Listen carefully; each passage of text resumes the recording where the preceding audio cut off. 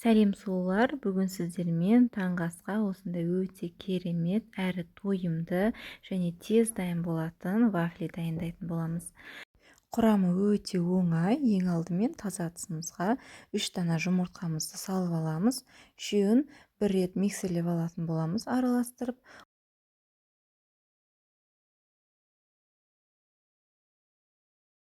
Оның үстінен еріген сары майымызды саламыз және де езіп алған бананымызды салып жақсылап тұрып миксерлеп алатын боламыз.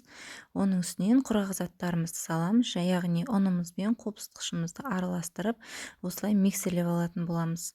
Дайын болған қоспамызды ыдысымызға салып пісіре береміз.